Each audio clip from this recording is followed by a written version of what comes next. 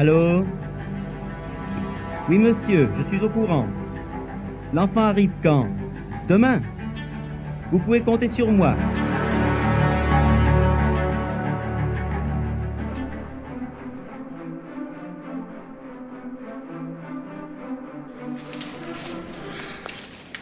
Donc, nous voici sur un nouveau spot qu'on vient de découvrir.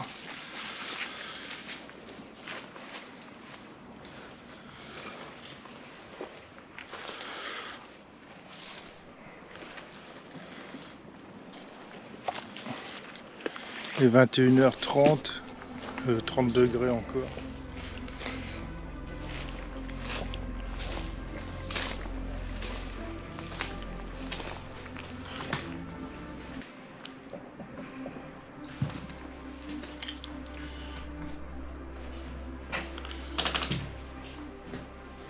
Est-ce qu'il y a quelqu'un?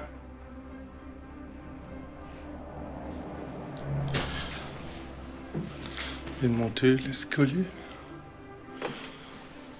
Je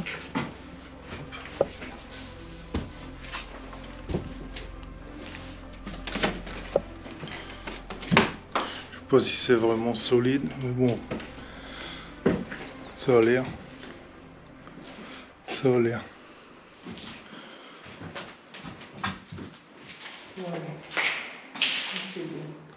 Ouais.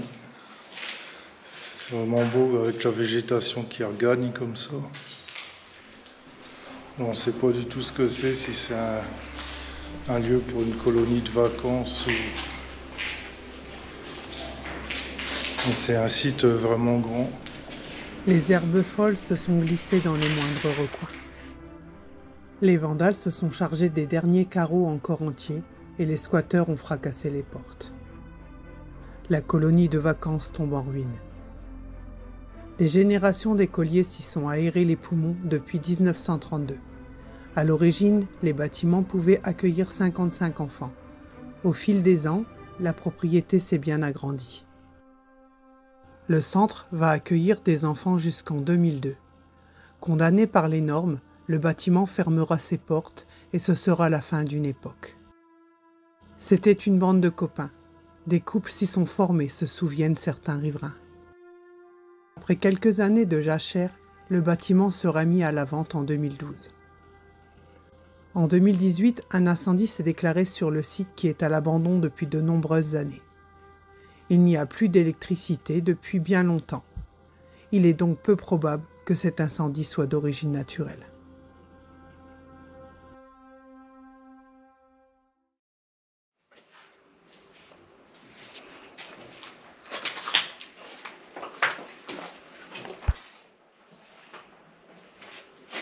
Là, pour faire une photo de fenêtre, c'est beau.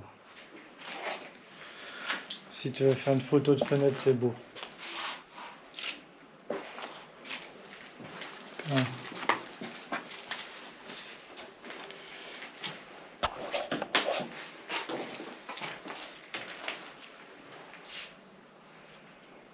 Ça doit être la porte principale ici.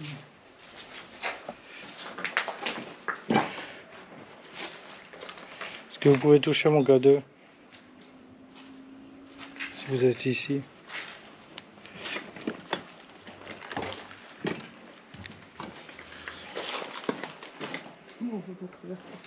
Non, non, on n'y va pas. Hop. C'est vraiment... tout est broyé.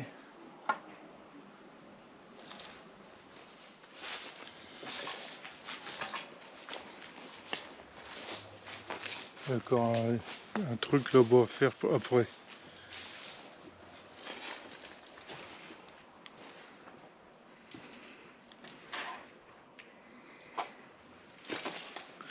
Est-ce qu'il y a quelqu'un ici?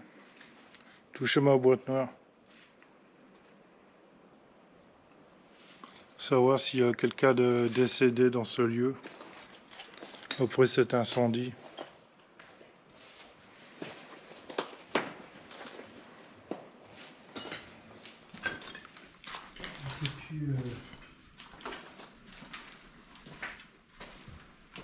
Mais touchez ma boîte noire, ça doit être là.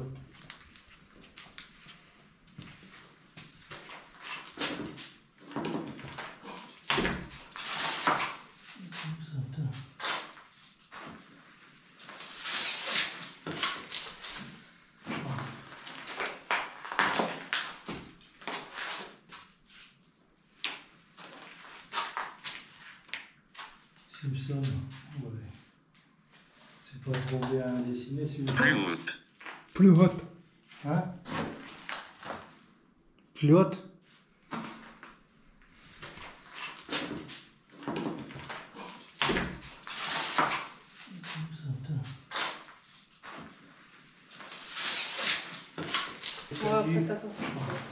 Ouais. Je monte en premier.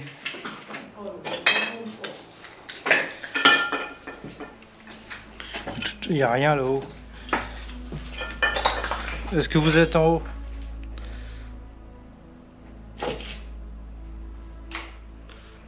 Touchez ma boîte si vous êtes en haut.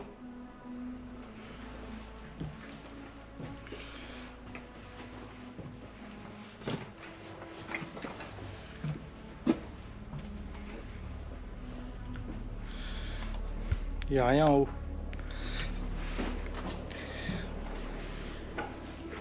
Je vais pas avancer plus loin, je vais pas passer à travers.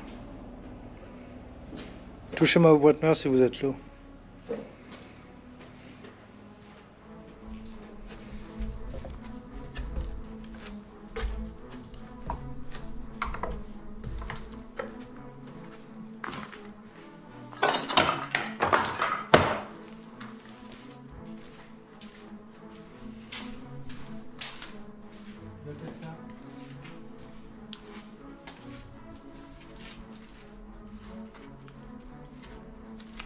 Irrespectueux.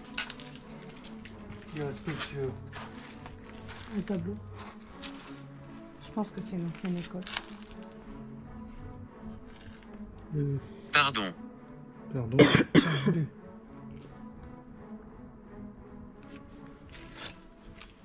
Qui est irrespectueux? C'est vrai, c'est une grande pièce. Oh, c'est un préau, ça.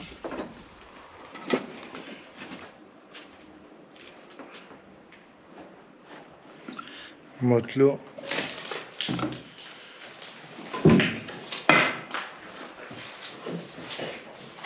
Chambre à coucher. Chambre à coucher. Chambre à coucher. Bah oui, il y a le matelot. Donc si vous êtes là, vous pouvez toucher mon K2. Touchez ma boîte que j'ai dans la main.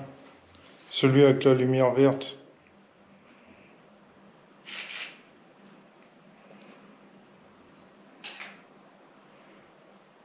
Faites un bruit ou bien dites quelque chose. Vous nous avez dit que c'était la chambre à coucher. Mais la chambre à coucher de qui? En plus, il y a un matelas. Ouais.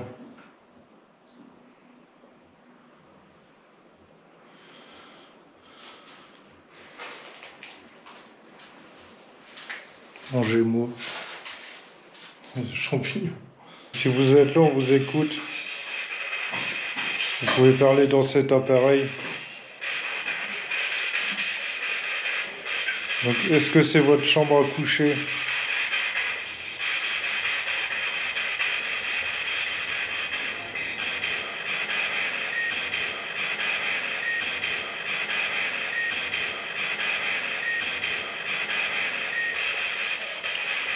Est-ce que vous pouvez nous dire votre prénom?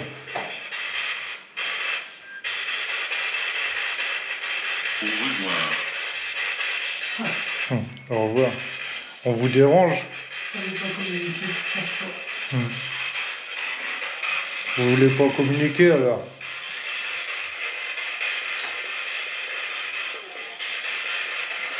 Quel gros sérieux.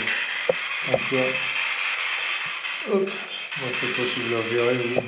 Triste, mais je sais pas si ça veut pas communiquer. Donc on va vous laisser tranquille si vous voulez pas communiquer avec nous. On va vous demander de ne pas nous suivre. Et merci d'avoir répondu à nos questions. Au revoir. Au revoir. Il faut pas insister, ça veut pas communiquer, ça peut pas très bien. Je regarde vite fait celle-là, j'ai pas vu.